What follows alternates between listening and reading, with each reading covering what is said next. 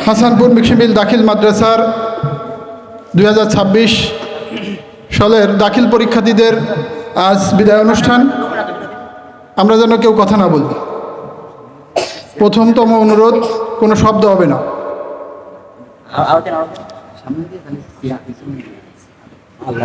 যাই হোক, হাসানপুর মিশমিল দাখিল মাদ্রাসা বিদায় 2026 উক্ত প্রতিষ্ঠানের মহামান্য সুপারিনটেন্ডেন্ট এবং আজকে অনুষ্ঠানের সভাপতি বিশেষভাবে অনুরোধ করছি হাসানপুর মিশমিল দাখিল মাদ্রাসার সম্মানিত সুপার এবং আজকে অনুষ্ঠানের সম্মানিত সভাপতি মাওলানা নাইমুল ইসলাম সাহেবকে মূল্যবান কথা বলার জন্য।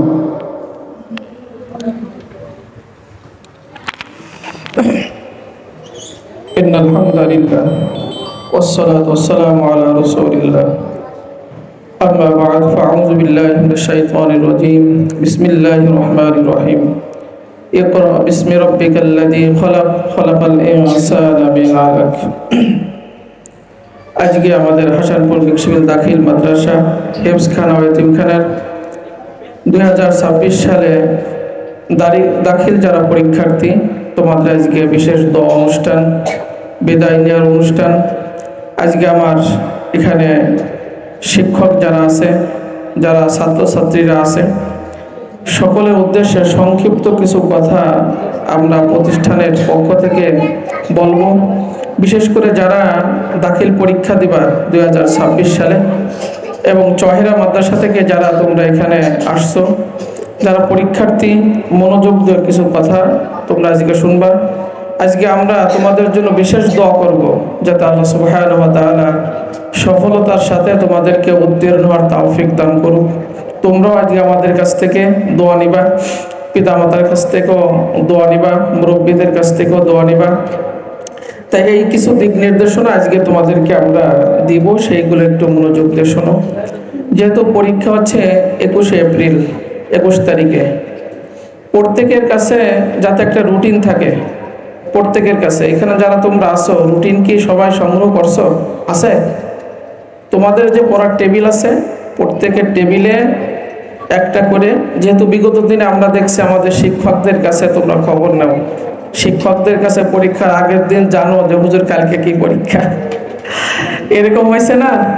এরকম কিন্তু হয়েছে, কিন্তু এবার সবাই একটু আতঙ্কিত, সবাই।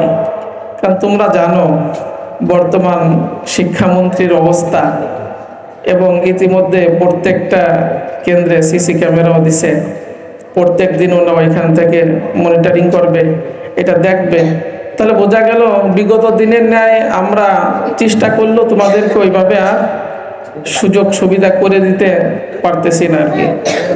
এজন্য পরীক্ষার্থীদের প্রথম তোমাদের বলবো, রুটিনটা যেন তোমাদের পড়ার টেবিলে থাকে। 2 নাম্বার, রেজিস্ট্রেশন অ্যাডমিট কার্ড আমরা এখনো দিতে পারি নাই। রেজিস্ট্রেশন কার্ড অলরেডি আসছে, কিন্তু অ্যাডমিট কার্ড এখনো আসে নাই, প্রিন্ট হয় নাই। হয়তো বা এই সপ্তাহের মধ্যে আমরা এটা তোমাদেরকে দিতে পারবো আর কি। আমরা একটা নির্দিষ্ট পরীক্ষার আগে স্যারকে দিয়ে আমরা জানাবো, তারপরে তোমাদেরকে ডেকে রেজিস্ট্রেশন কার্ড, অ্যাডমিট কার্ড দিব। দেওয়ার পরে তোমরা এটা ফটোকপি করে রাখবা, প্রত্যেকে একটা কপি ফটোকপি করে। হারাই যেতে পারে, দেখা যায় ঝড় বৃষ্টি সামনে নষ্ট হয়ে যেতে পারে, যাতে ফটোকপিতে চালানো যায়, এটা তোমরা প্রত্যেকেই বাধ্যতামূলক করে রাখবা, এটা যাতে নষ্ট না হয়, এদিক খেয়াল রাখবা। এরপরে পরীক্ষার জন্য তোমাদের যে ফাইল, স্কেল, কলম, যাতে পরীক্ষার হলে কলম ধার করে নেওয়া লাগে। অনেক স্টুডেন্ট আছে যে ভাই কলম আনতে মনে নাই, কলমটা দে। এইটা যেন না হয়। তোমার কলমগুলো, তোমার কলমে তোমার বরকত থাকবে আলাদা। তুমি যে কলমটা দিয়ে লেখো, ধার করা কলম দিয়ে ও অনিচ্ছা সত্ত্বে তোমাকে দিচ্ছে, মনের থেকে দিচ্ছে না, এই জন্য লেখা ভালো হবে না, ঠিক আছে? এই জন্য নিজের কলম দিয়ে লেখার কি করবা, চেষ্টা করবা। আর তোমাদেরকে আমি বলি যে মার্জিন টানবা পেন্সিল দিয়ে, 1 স্কেল, উপরে 1 স্কেল, এই পাশে 1 স্কেল, কি দিয়ে টানবা? পেন্সিল দিয়ে টানবা। এটা যেন মনে থাকে, রোল নাম্বার, রেজিস্ট্রেশন নাম্বার, এটা যেন কাটাকাটি না হয়। এই গত বছর তোমরা জানো অনেক কয়েকটা ফেল করছে, এটা ঠিক মতো না লেখার কারণে। দেখা যাচ্ছে কোড নাম্বার, যেহেতু ওইটা তোমার ওই যে উপরের পেজটা ছিঁড়ে নিয়ে যায়, ওইটা যেহেতু কম্পিউটারে দেখে, এই জন্য ওইটা যদি কাটাকাটি হয়, সমস্যা হয়, তখন ওই রেজাল্ট শিট আসে না। তুমি বলবা যে হুজুর আমি তো লিখছি, পাশ করার কথা, করে নাই।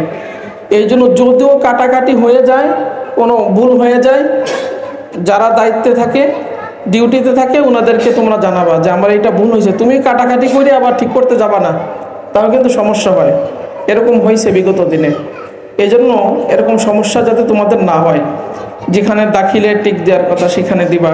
রোল নাম্বার, বিশেষ করে roll number, registration number, code number, এই তিনটা যেন কোনো ভুল না হয়, কাটাকাটি না হয়। বারবার এটা তোমরা দেখবা, দেখে বৃত্ত ভরাট করবা যাতে এই সমস্যাগুলো না হয়। সমস্যা হলে অবশ্যই বলবা যারা ছাত্ররা আছে। এরপরও যদি মনে না থাকে, পরীক্ষা শেষ হয়ে গেছে, আমাদের টিচার যারা থাকে বা চহের মাদ্রাসার টিচার যারা থাকে, তোমরা তোমাদের স্যারদেরকে ওইখানে বলবা যে আমার এই সমস্যাটা হয়েছে, কিন্তু খাতা একবার বের হয়ে গেলে কেন্দ্র থেকে ওইটা কিন্তু সংশোধন করার সুযোগ নাই। এর জন্য যতক্ষণ কেন্দ্রে থাকবে ততক্ষণ পর্যন্ত এটা সংশোধন করার কি আছে, সুযোগ আছে। এইগুলো তোমাদের খেয়াল রাখতে হবে। আর একটা বিষয়, গত বছর তোমরা জানো যে আমাদের এইখানে 10টা মাদ্রাসা পরীক্ষা দেয়। এই বছর কিন্তু মধুগ্রাম আলারা মধুগ্রাম পরীক্ষা দিতে পারবে না। মধুগ্রাম আলারা দেবে পরীক্ষা কোথায়? ডুমুরিয়া। ডুমুরিয়ালারা দিবে হচ্ছে তোমার চুকনগরের মাদ্রাসা পরীক্ষা দেবে এখানে। তার মানে যার মাদ্রাসা সে পরীক্ষা দিতে। বলার উদ্দেশ্য হচ্ছে, তোমরা এখনও যারা বইয়ের সাথে সম্পর্ক নাই, বইয়ের সাথে সম্পর্ক করো। যেহেতু সৃজনশীল পরীক্ষা, শর্ট সিলেবাসের পরীক্ষা, 2টা সূরার নির্দিষ্ট আয়াতের পরীক্ষা, এর জন্য এইভাবে তোমরা একটু চিন্তা করে একটু বইয়ের সাথে সম্পর্ক রাখো। ফাঁকা মানে খাতা রেখে আসবা না। বোর্ডের একটা নির্দেশনা আছে, এটা গোপন কথা। তোমরা যদি দাগ নাম্বার এইগুলো ঠিক রেখে, ক খ সব কিছু ঠিক রেখে যদি তোমরা লেখো, ভুল হলেও এখানে মার্ক আসে। কিন্তু সাদা খাতা যদি থাকে, মার্ক দেবে কোথায়? বুঝছো? এই যে মনে করি বোর্ডে যাই না, আমি তো বোর্ডে যাই, প্রায় কাজ তোমাদের মাদ্রাসা কাজ আমি করি। বোর্ডের যে সেকশন অফিসার, দাখিল সেকশনে যেখানে প্রশ্ন আদান প্রদান হয়, ওনারা আমাদেরকে এইগুলো বলে যে আমাদের একটা বোর্ডের নির্দেশনা থাকে। এই জন্য তোমরা কি করবা না, যাই পারতেছি না মানে ফাঁকা রেখে আসবা না। ওই যে সৃজনশীল যে প্রশ্নগুলো আছে না, আচ্ছা ওইখান থেকে দেখে দেখে বানাই লিখতে পারবা না? হ্যাঁ, এখন মনে করো তুমি যদি বসে থাকতে 3 ঘন্টা, ধরো তুমি ওইখানে 3 ঘন্টা কিসেন দিতে আসছো, ওই 3 ঘন্টা বসে থাকবা কেন? যা পারো তো এখানে কি করবা, প্রশ্নের ভিতর যা থাকে ওইগুলো অন্তত লিখে আসবা, যাতে খালি না রেখে আসো। খালি রেখে আসলে কিন্তু ফেল তো এমনি যে আমি তো, তুমি চিন্তা করো ফেল তো করতামই, তা আমি লিখে আসি, দেখবা আল্লাহর রহমত পাস করে গেছে। ঠিক আছে, এই কাজ এইভাবে তোমরা করবা। আর বৃত্ত ভরাটগুলো একটু, যেহেতু যদি 40 মিনিট থাকে বা 30 মিনিট থাকে, খুব মনোযোগ সহকারে, যদি সহযোগিতা পাওয়ার সুযোগ থাকে তো থাকলো, না হলে তোমার যেইটা হয় সে মনের থেকে, তারপরে তুমি ওইটা ভরাট করে আসো। তা নাহলে এটা কী দিয়ে কী হবে তা তো বলা যাচ্ছে না। সেট কোডগুলো যাতে সমস্যা না হয় এদিকে খেয়াল রাখো। এজন্য তোমরা যারা এখানে শিক্ষার্থী যারা আছো, যারা বিদায় নিবা, আমরা আমাদের মাদ্রাসার শিক্ষক যারা আছে, মনের থেকে আমরা তোমাদের জন্য দোয়া করি। তবে আমার যারা ছাত্ররা আছো, একটু লিবাস পোশাক ওইখানে যাবা, সুন্দরভাবে যাবা, 5 ওয়াক্ত নামাজ আদায় করবা, মা বাবার কাছ থেকে দোয়া নিবা। আর হলে যে উশৃঙ্খল আচরণ কেউ করবা না। এই যে তোমরা এখনো 2 মাদ্রাসা ভাই আসছো, অন্য মাদ্রাসার শিক্ষার্থীরা তোমাদের ভাই। অনেকে তোমরা কি করো, আমরা দেখছি প্রত্যেক বছর এক মাদ্রাসা থেকে আরেক মাদ্রাসা মারামারি করে। প্রত্যেকটা বছরে আমাদের গ্যাঞ্জাম মিটাইতে হয়, সুপারিশ করতে হয়। কিন্তু এইগুলো তোমরা করবা না। এতে তোমার মাদ্রাসার শিক্ষকদের মান সম্মান যায়, আমার মাদ্রাসার শিক্ষকদের মান সম্মান যায়, এটা সমস্যা না? এই জন্য তোমরা পরীক্ষার যে কয়দিন হয় অন্তত একে অপরের সাথে সহানুভূতি দেখাবা, হলে সাপোর্ট পাবা। কিন্তু তুমি বিশৃঙ্খলা করবা, বেয়াদবি করবা, মারামারি করবা, দেখবা তোমাদেরকে সারা সহযোগিতা করবে না, তোমাকে পাশ করানোর জন্য কোনো সহযোগিতা করবে না। এই জিনিসগুলো তোমাদের কিন্তু খেয়াল রাখতে হবে। এই জন্য হলে কোনো ধরনের উচ্চ আওয়াজ, বেয়াদবি করা, এইগুলো কোনো ছাত্র করবে না। চহেরা মাদ্রাসা করবে না, হাসানপুর মাদ্রাসা করবে না, অন্য মাদ্রাসাদেরকে আমরা তো বলতে পারতেছি না। এজন্য তোমরা এইগুলো করবে না। তোমরা আমাদের সুনাম বজায় নিয়ে আসবা, আল্লাহর রহমত আসবে। আর শিক্ষকরা তাদের সাধ্যমতো চেষ্টা করবে কেমনে আমার এই স্টুডেন্টকে পাশ করায় আনানো যায়, এটা কিন্তু চেষ্টা করবে। এই জন্য তোমরা এইগুলো খেয়াল রাখবা। সর্বোপরি কথা হচ্ছে, তোমরা আমাদের মাদ্রাসায় দীর্ঘদিন পড়ালেখা করছো, আমাদের শিক্ষকরা তোমাদেরকে কঠোরতা কিছু করছে, আমি প্রায়ই বলি হেফজখানায় খেয়াল করো 3টা জিনিস, স্টুডেন্টের 3টা কাজ। তুমি যদি ভালো স্টুডেন্ট হইতে চাও তাহলে তোমার 3টা কাজ শিক্ষকের পক্ষ থেকে সহ্য করতে হবে। একটা হচ্ছে নিজেকে শিক্ষকের কাছে বিলাই দিতে হবে, নিজেকে শিক্ষকের কাছে বিলাই দিতে হবে। শিক্ষক যেমনি আমাকে পিটানোর দরকার হলে পিটাবে, শক্ত কথা বলার দরকার শক্ত কথা বলবে, কারণ আমার ভালোর জন্য শিক্ষক এটা বলে। এই জন্য নিজেকে শিক্ষকের কাছে বিলাই দেওয়া।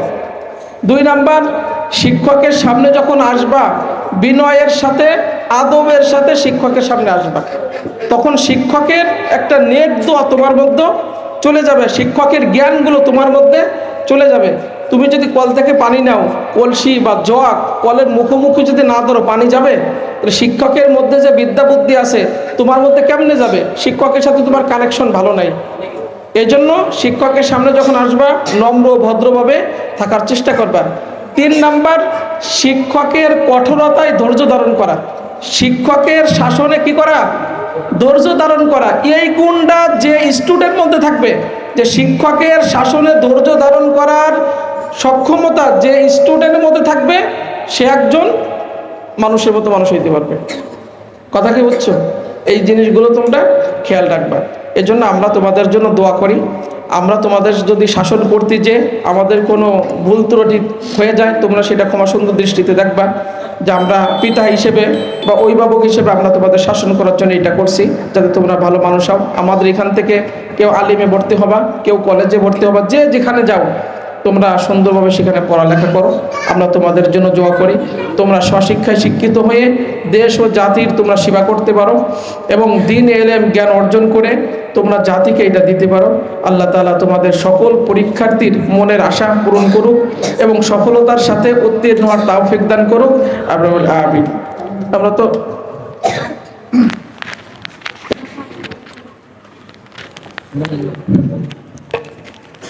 খুবই মূল্যবান কথা বললেন নদ্র মাদ্রাসার সম্মানিত সুপার হজরত মাওলানা নাইমুল ইসলাম সাহেব। من الخاسرين يا رب العالمين يا أرحم الراحمين। হাসানপুর মিক্সিমিল দাখিল মাদ্রাসা 2026 সালে যারা পরীক্ষা দেবে তাদের বিদায় অনুষ্ঠান রব্বুল আলামিন আমরা যারা হাজির হয়েছি, দীর্ঘক্ষণ আলোচনা করেছেন রব্বুল আলামিন, শিক্ষকরা মূল্যবান কথা বলেছেন রব্বুল আলামিন, যারা শুনেছে ইয়া রব্বুল আলামিন ভুলগুলো মাফ করে দিয়ে তোমার শাহী দরবার আলোচনাগুলো কবুল করে নাও ইয়া রব্বুল আলামিন। আমরা যা পাঠ করেছি তোমার শাহী দরবারে কবুল করে নাও। এই সবগুলো মুহাম্মদুর রাসূলুল্লাহ সাল্লাল্লাহু আলাইহি ওয়াসাল্লামের রওজায় পৌঁছায় দাও। আমাদের মুরব্বিরা যারা কবরে আছে আল্লাহ, পিতা মাতা যাদের কবরে আছে, আপনজন যারা কবরে আছে আল্লাহ তাদের রুহে পৌঁছায় দাও ইয়া রাব্বাল আলামিন। বিশেষ করে আমাদের এই অত্র মাদ্রাসা তোমার শাহী দরবারে কবুল করে নাও। অত্র মাদ্রাসার শিক্ষক শিক্ষিকা ছাত্র ছাত্রীদেরকে আল্লাহ তুমি কবুল করে নাও ইয়া রাব্বাল আলামিন। 2026 সালে যারা দাখিল পরীক্ষা দিবে রব্বুল আলামিন প্রত্যেকটা ছাত্র ছাত্রীকে আল্লাহ তোমার শাহী দরবারে কবুল করে নাও। চহেরা এসকে দাখিল মাদ্রাসা থেকেও যারা পরীক্ষা দেবে রব্বুল আলামিন তাদেরকে তুমি কবুল করে নাও রব্বুল আলামিন। বিপদ আপদ বালা মুসিবত অসুস্থতা রব্বুল আলামিন দূর করে দাও, সুন্দরভাবে পরীক্ষা দিতে পারে আল্লাহ পূর্ব প্রস্তুতি নেওয়ার তৌফিক দাও রব্বুল আলামিন। ব্রেন রব্বুল আলামিন মেধা শক্তি বৃদ্ধি করে দাও ইয়া রব্বুল আলামিন। পরীক্ষায় সফলতার সাথে উত্তীর্ণ হতে পারে আল্লাহ সেই ব্যবস্থা তুমি তৈরি করে দাও। ভালো রেজাল্ট অর্জন করতে পারো রব্বুল আলামিন, ফলাফল অর্জন করতে পারো রব্বুল আলামিন, সেই তৌফিক তুমি দান করে দাও।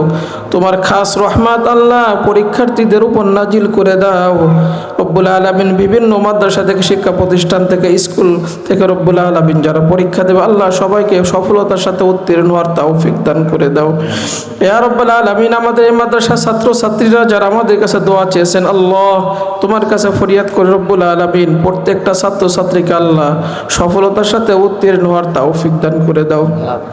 সুবহান রাব্বিকা রাব্বিল ইজ্জাতি আম্মা ইয়াসিফুন ওয়া সালামুন আলাল মুরসালিন আলহামদুলিল্লাহি রাব্বিল আলামিন।